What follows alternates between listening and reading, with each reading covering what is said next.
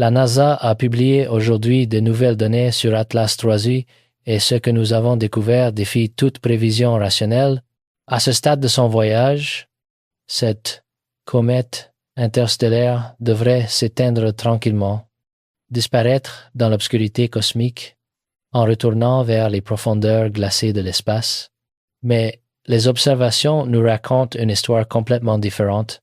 Atlas 3U est toujours vivante, et pas seulement vivante de manière marginale. Nous parlons d'une activité réelle, mesurable, statistiquement significative, qui pousse des scientifiques à remettre en question leurs modèles encore et encore, comme si l'objet lui-même refusait de se conformer aux lois que nous pensions universelles.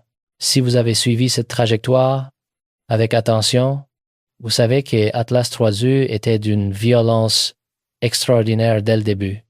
Une comète interstellaire traversant notre système solaire pour la première fois, libérant des quantités massives de matière, des jets asymétriques, des éruptions imprévisibles. Mais maintenant, selon toute logique, les choses devraient se calmer. Le pic d'activité est passé. La comète a effectué son approche la plus proche du Soleil et s'éloigne désormais à grande vitesse. Les manuels disent que c'est à ce moment-là que tout devient prévisible, que la courbe de lumière s'aplatit, que l'objet s'estompe doucement dans le silence de l'espace. Les manuels semblent avoir tort. Voici ce que l'examen d'aujourd'hui a révélé. Toutes les données obtenues à partir de mesures indépendantes, de télescopes différents, d'équipes distinctes, pointent unanimement vers une seule conclusion, et cette conclusion devient de plus en plus inquiétante chaque jour. Les signaux observés ne sont plus aléatoires. Ils montrent une tendance claire, une régularité troublante qui force les chercheurs à reconsidérer leurs hypothèses initiales. Quelque chose continue de se produire à l'intérieur de cet objet, quelque chose qui ne devrait pas. Commençons par les mesures les plus fondamentales. Chaque fois que le télescope était pointé vers l'objet, les scientifiques posaient une question apparemment simple. Sa luminosité diminue-t-elle selon un schéma prévisible? C'était un test essentiel, car la courbe de lumière est considérée comme une empreinte digitale qui reflète directement l'état physique et le niveau d'activité d'une comète. Selon tous les modèles standards, selon toute notre compréhension actuelle de la physique cométaire, la réponse aurait dû être oui.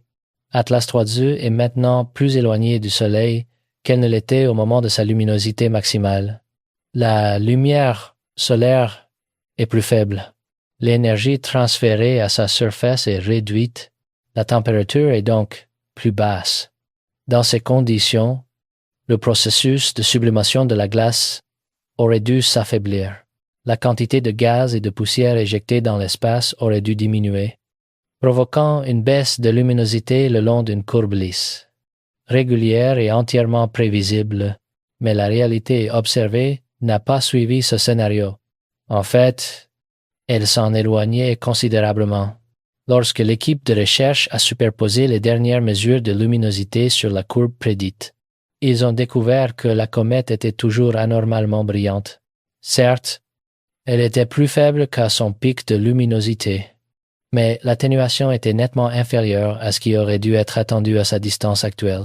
Ce qui est encore plus remarquable, c'est la forme de la courbe de lumière au lieu de continuer à diminuer régulièrement. La courbe s'aplatit de manière inexplicable. Ce phénomène donne l'impression que la comète refuse d'obéir aux lois de la physique qui régissent la plupart des comètes observées auparavant. Pour le dire brièvement mais avec précision, cela signifie qu'à un stade où l'activité devrait s'estomper, l'objet libère toujours beaucoup plus d'énergie, de gaz ou de poussière que la normale. Cet excès inhabituel pousse les scientifiques à se demander s'il s'agit simplement d'un mécanisme physique mal compris ou du signe d'un processus caché se déroulant silencieusement derrière la lueur apparemment. De familière d'Atlas 3U, à ce stade, une interprétation conservatrice pourrait être proposée. La luminosité inhabituelle serait simplement une conséquence de la poussière résiduelle continuant à diffuser et à réfléchir la lumière solaire, donnant l'illusion que la comète est plus active qu'elle ne l'est réellement. Physiquement, cette hypothèse est parfaitement plausible. Si tel était le cas, la région lumineuse entourant le noyau devrait présenter une distribution d'intensité diffuse et décroissante, sans frontières claires, semblable aux nuages de matière persistant après qu'une source d'énergie a cessé de fonctionner. Cependant, les dernières images d'observation, après assemblage optique et traitement, ne correspondent pas à ce modèle. Au lieu d'un halo faible et dissipant, les données révèlent un système structurel organisé, caractéristique d'une activité dynamique en cours. Le halo de gaz et de poussière entourant le noyau maintient une structure spatiale claire. Notamment, immédiatement adjacent au noyau, apparaît un noyau brillant avec un gradient d'intensité très abrupt, une frontière de transition nette entre la région intérieure intensément brillante et la région extérieure en décroissance rapide. Ce type de distribution est généralement associé à un approvisionnement continu ou récent en matière, plutôt qu'à un système mourant. Entourant ce noyau lumineux se trouvent des structures plus faibles en forme d'arc et ondulantes, distribuées dans des géométries stables dans l'espace. Les modèles dynamiques suggèrent que certaines de ces structures correspondent à des événements d'éruption précédemment enregistrés, cohérents avec les trajectoires prédites et les vitesses d'expansion de la matière libérée, mais les nouvelles données ont également révélé une structure qui ne peut être attribuée à aucune éruption connue. Les images récentes montrent un anneau de lumière distincte, à contraste élevé et frais, complètement absent des séquences d'images précédentes. L'existence de cette structure en anneau est une preuve solide qu'au moins une éruption récente de matière s'est produite. Ceci est particulièrement remarquable d'un point de vue scientifique car la libération de matière s'est produite à un moment où la comète, selon les modèles thermiques et dynamiques standard, aurait dû connaître une baisse d'activité en raison de sa distance croissante du Soleil. Le fait que Atlas 3e montre toujours des signes d'éruption tardive suggère qu'il pourrait y avoir des sources d'énergie supplémentaires, des composés volatiles non comptabilisés, ou même des mécanismes physiques non entièrement décrits dans les modèles actuels à l'intérieur du noyau. Ensuite, il y a la queue, une zone qui, selon toutes les prévisions conventionnelles, ne devrait à ce stade être rien de plus qu'une traînée diffuse et faible. Dans le scénario standard, la queue de la comète dans ces derniers stades ne consisterait qu'en vieille poussière, dérivant lentement sous l'influence de la pression de rayonnement solaire, se répandant progressivement et perdant toute trace de sa structure distincte. Cependant, les observations actuelles réfutent cette hypothèse. La queue d'Atlas 3e présente toujours une structure ordonnée, notamment une épine dorsale longue, étroite et brillante s'étendant le long de l'axe principal de la queue. Autour de cet axe se trouvent des régions de matière plus sombres rayonnant vers l'extérieur, créant une distribution systématique et asymétrique. Dans les modèles de dynamique de la poussière, ce type de structure d'épine dorsale ne peut être maintenu que par un flux concentré de matière continuellement réapprovisionné depuis le noyau. Le point clé est que ce n'est pas un vestige du passé. Si l'approvisionnement avait cessé, cet axe brillant serait rapidement obscurci et décomposé par la dispersion des vitesses des particules de poussière. Le fait qu'il reste présent avec un contraste clair suggère que l'émission de matière ne s'est pas terminée et se poursuit probablement encore au moment de l'observation. Même en ne considérant que les données d'image, sans mesure spectroscopique ni paramètres de luminosité. Les conclusions tirées sont entièrement cohérentes avec les indications précédentes. Ce n'est pas un objet qui a épuisé son énergie et dérive passivement dans l'espace interplanétaire. Atlas 3e ne montre aucun signe de comète morte. Au contraire, toutes les preuves indiquent qu'elle est toujours active, libérant toujours de la matière et maintenant toujours des processus dynamiques internes, qui sont incompatibles avec le stade évolutif qu'elle est censée traverser. Mais la série de données ne s'est pas arrêtée là. En fait, l'analyse ultérieure a révélé des indices diagnostiques encore plus précieux. Parallèlement aux mesures de luminosité globale et de morphologie, l'équipe de recherche a également suivi les changements de luminosité au fil du temps pour déduire la vitesse de rotation du noyau d'Atlas 3U. En principe, cette méthode repose sur l'observation des oscillations périodiques de luminosité lorsque le noyau tourne, avec une forme de noyau relativement simple et peu ou pas d'activité. La courbe de lumière présentera un motif régulièrement répétitif. Les maxima apparaissent à intervalles réguliers. La forme de la courbe reste presque constante dans le temps, et la période de rotation peut être déterminée avec précision. Mais pour Atlas 3U, les choses sont loin d'être aussi simples. Les données de luminosité ne révèlent aucun motif régulier. Au lieu de cela, la courbe présente des variations erratiques, des pics soudains, des baisses inexpliquées, des fluctuations qui semblent défier toute périodicité claire. Ce comportement est profondément troublant car il suggère que la rotation du noyau n'est pas stable. Quelque chose perturbe son mouvement, quelque chose génère des couples asymétriques, des forces qui modifient continuellement l'état rotationnel de l'objet. L'explication la plus probable réside dans l'activité continue des jets de gaz. Chaque fois qu'un jet s'active, il exerce une force sur le noyau, un peu comme un moteur fusée miniature. Si ces jets sont distribués de manière asymétrique à la surface, ce qui semble être le cas, ils créent des couples qui accélèrent ou ralentissent la rotation selon la direction et l'intensité de l'émission. Le résultat est un état rotationnel chaotique, imprévisible, constamment perturbé par l'activité interne de la comète elle-même. Ce qui rend cette situation particulièrement inquiétante, c'est que l'activité de jet n'est pas censée se produire à cette distance du Soleil. Selon les modèles thermiques standards, la surface de la comète devrait maintenant être trop froide pour soutenir une sublimation significative de glace. L'énergie solaire est insuffisante. La température de surface devrait être tombée en dessous du seuil nécessaire pour vaporiser les composés volatiles les plus courants comme l'eau ou le monoxyde de carbone. Et, pourtant, les jets continuent. Cela ne peut signifier qu'une chose. L'énergie provient de l'intérieur. C'est ici que le récit prend une tournure plus profonde. Ce que nous observons n'est pas simplement une anomalie superficielle. C'est le signe que des processus thermiques retardés se déroulent dans les couches profondes du noyau. La chaleur accumulée lors du passage au périhélie, lorsque la comète était au plus près du Soleil, continue de se propager vers l'intérieur à travers la structure poreuse et isolante du noyau.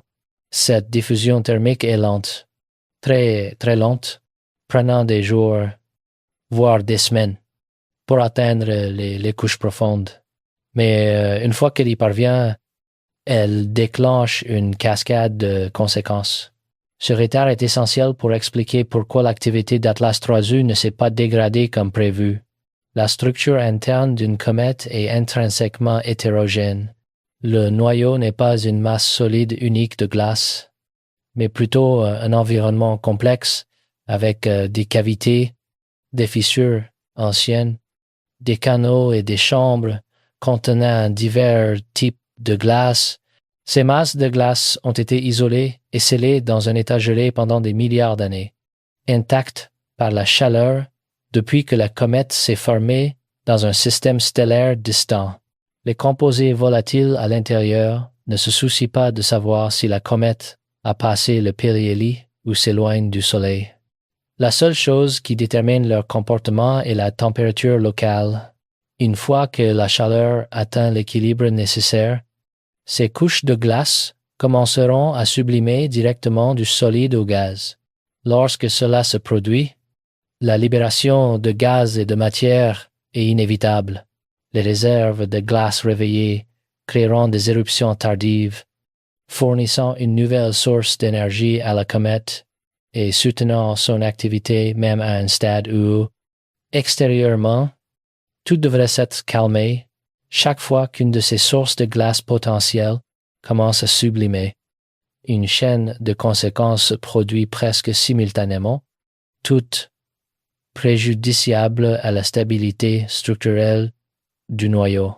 Premièrement, le gaz et la poussière sont libérés massivement dans l'environnement environnant, épaississant le halo de gaz, formant de nouvelles couches de matière et créant des régions lumineuses supplémentaires.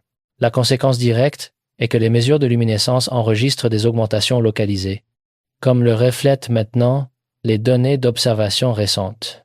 Simultanément, la direction et l'intensité des jets changent également. Lorsqu'un nouvel évent s'ouvre ou lorsque le flux de jets des régions actives existantes varie, l'équilibre des forces agissant sur le noyau est immédiatement perturbé. Ces changements n'ajustent pas seulement l'état de rotation, mais génèrent également de nouveaux couples suffisamment puissants pour pousser la comète hors de son orbite précédente et de son comportement dynamique. Le plus préoccupant est la troisième conséquence, qui se produit silencieusement mais de manière beaucoup plus profonde, la pression du gaz s'accumulant à l'intérieur et ensuite soudainement libérée, redistribuant le champ de contrainte interne du noyau. Ce processus n'affecte pas seulement la surface, mais élargit également les fissures internes, réactive les failles anciennes et amplifie les faiblesses existantes dans la structure. De nouveaux canaux vers la surface se forment, perturbant complètement la structure interne de la comète. Du point de vue des télescopes, tout ce qui peut être vu est une comète toujours active. Mais à l'intérieur, les couches de matière d'Atlas 3U sont forcées de s'adapter à l'impact d'une étoile qu'elle ne peut rencontrer qu'une seule fois dans sa vie. Ce qui se passe n'est pas un état stable, mais une crise structurelle prolongée qui a commencé au périhélie et ne montre aucun signe de fin. Par conséquent, l'inspection d'aujourd'hui est cruciale. Non pas simplement en ajoutant un autre ensemble de données intéressants. C'est pourquoi les scientifiques surveillent Atlas 3U avec une attention particulière. Une comète restant si active à une telle distance du Soleil soulève des questions non seulement sur l'optique ou la dynamique, mais reflète également l'état de stress élevé de l'objet lui-même. À mesure que les éruptions se poursuivent, les flux de gaz génèrent un couple important sur le noyau, provoquant simultanément une augmentation de la vitesse de rotation. La charge mécanique sur l'ensemble de la structure augmente, tandis que le noyau lui-même est connu pour contenir de nombreux points faibles. Fissures et failles potentielles, c'est une combinaison de conditions instables et, avec le temps, cela pourrait pousser la comète à son point de rupture. Ce scénario n'est pas sans précédent.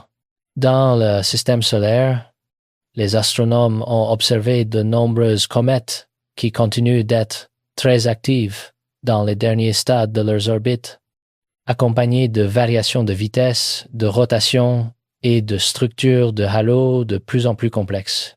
Ce sont précisément ces objets qui sont souvent à haut risque d'instabilité structurelle. Le sort de ces comètes n'est pas uniforme.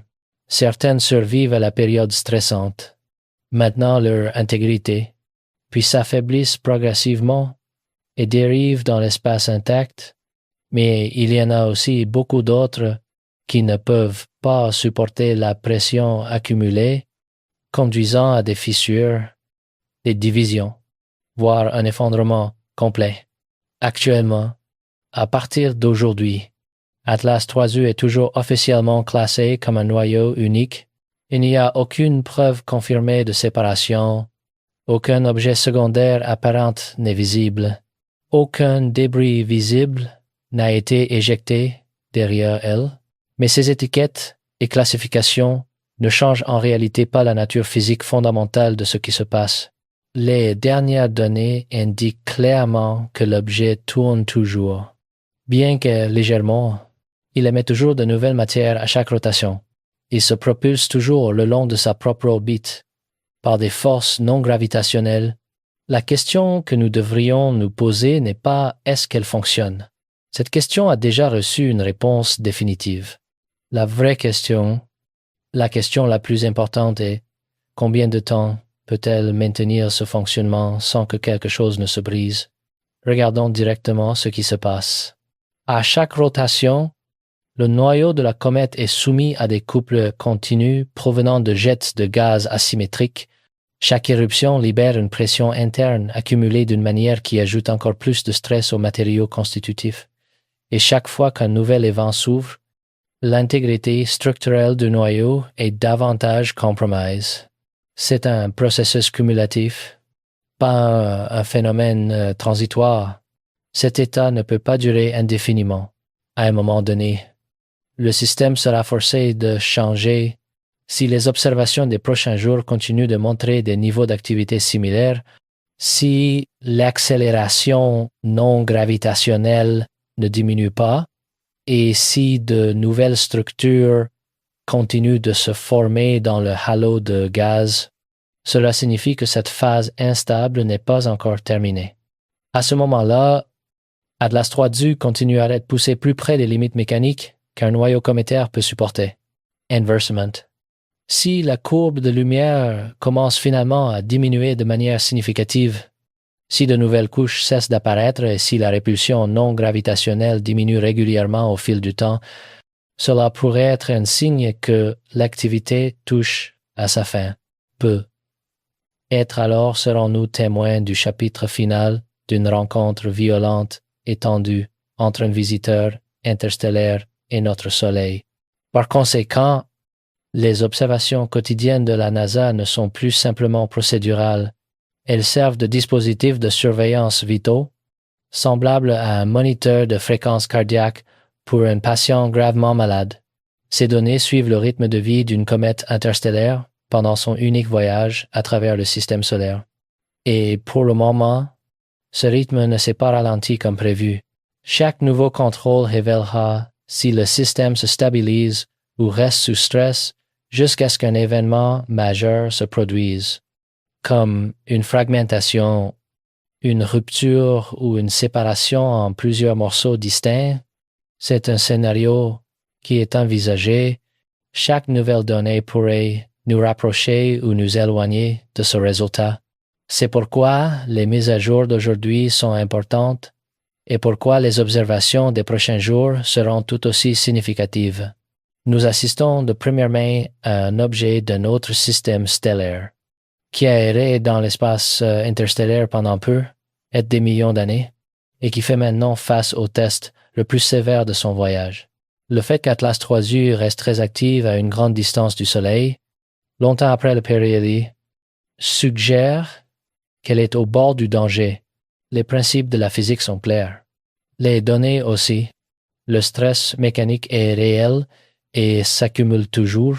Par conséquent, lorsque la NASA publie les dernières données et que tous les indicateurs continuent de ne montrer aucun signe de ralentissement de l'activité, cela ne suscite pas une simple excitation académique, mais soulève une conclusion plus sérieuse.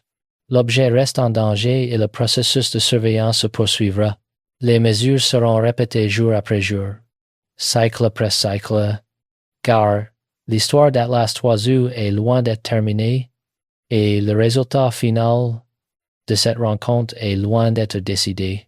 Mais ce n'est pas seulement une question de données scientifiques, c'est une question de compréhension, car ce que nous observons avec Atlas 3U n'est pas simplement le comportement d'une comète, c'est une fenêtre sur des processus que nous pensions maîtriser, des lois que nous pensions comprendre, des prédictions que nous pensions pouvoir faire avec certitude.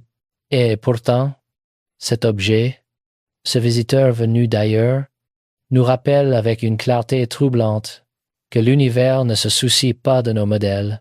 Nous sommes à un carrefour épistémologique.